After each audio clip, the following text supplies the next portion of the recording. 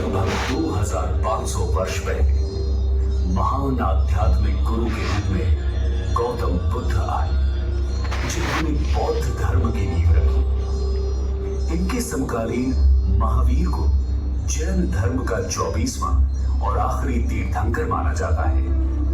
भगवान महावीर ने यही जैन धर्म के सिद्धांतों के उपदेश दिए। गौतम बुद्ध और महावीर के उपदेशों ने आगे चलकर भारत और विश्व की सामाजिक एवं धार्मिक व्यवस्था पर एक गहरी छाप छोड़ी। इसी दौरान मगध एक प्रभावशाली राजनीतिक क्षेत्र के रूप में उभर कर आया तथा चंद्रगुप्त मौर्य द्वारा स्थापित शक्तिशाली मौर्य साम्राज्य का केंद्र बना। चंद्रगुप्त मौर्य के प्रमुख सलाहकार चाणक्य ने साम्राज्य के सुचारू एवं सफल संचालन हेतु एक शास्त्र की रचना की, जिसे अर्थशास्त्र के नाम से जाना गया। ये आज भी उतना ही प्रासंगिक है। सुव्यवस्थित मौर्य शासन तथा संरक्षण में विविध कलाओं का विकास हुआ, जिसमें टेराकोटा शिल्प भी एक है। इस कला का उल्लेख संस्कृत नाटक मृच्छकटिकम यानी मिट्टी की छोटी गाड़ी में मिलता है। कलाकार पत्थरों के काम में भी माहिर थे, जिसका प्रमाण दीदारगंज की सुप्रसिद्ध यक्षी प्रतिमा है।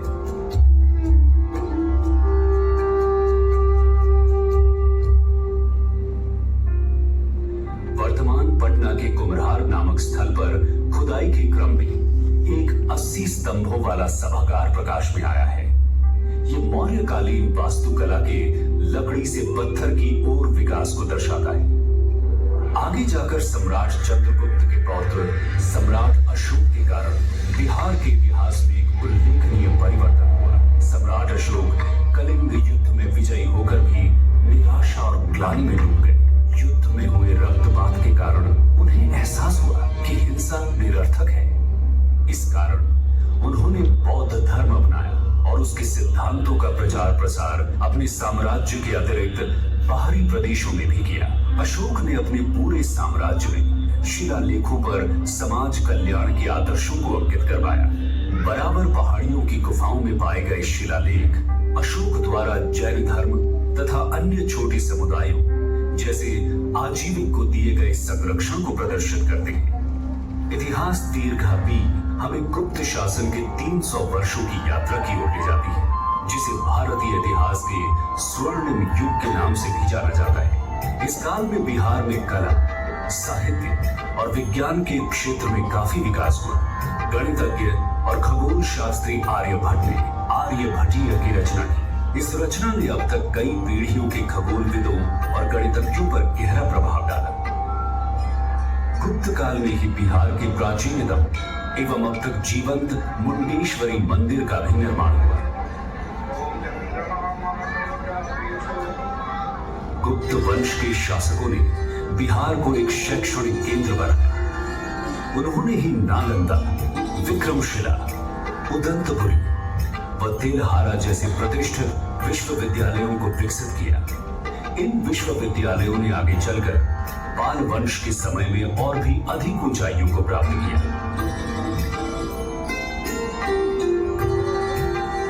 संग्रहालय में रखी पाल कालीन बौद्ध व हिंदू मूर्तियां इस समय के कलाकारों की कलात्मक दक्षता एवं अभिव्यक्ति की सक्षमता को दर्शाती।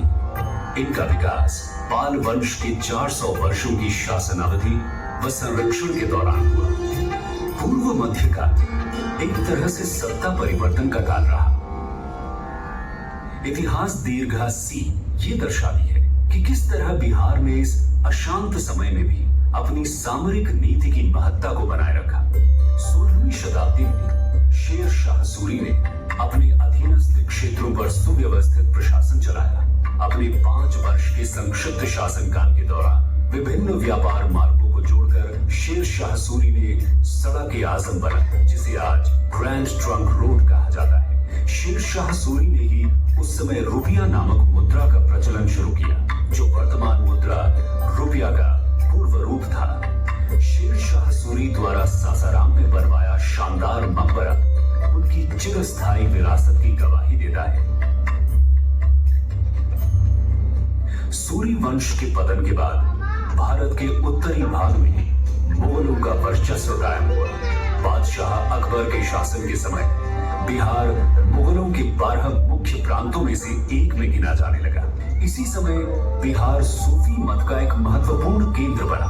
ये प्रदेश शेख याहिया मनेरी जैसे संतों का वास रहा, जिनकी खूबसूरत मजार आज भी हम मनेर शरीफ में देख सकते हैं। सिख धर्म की आध्यात्मिक तरंगों ने भी बिहार में गंगा के तट को छुआ। पटना में ही सिखों के अंतिम गुरु गोविंद सिंह जी का जन्म हुआ। हर मंदिर साहब को सिखों के 5 तख्तों में से एक गिना जाता है।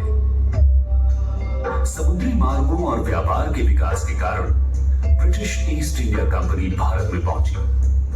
अंग्रेजी प्रभाव से कलमबंद प्रमाणों की परंपरा शुरू हुई। पटना कलम चित्रकला इसी परंपरा का एक उदाहरण है, जिसमें जन साधारण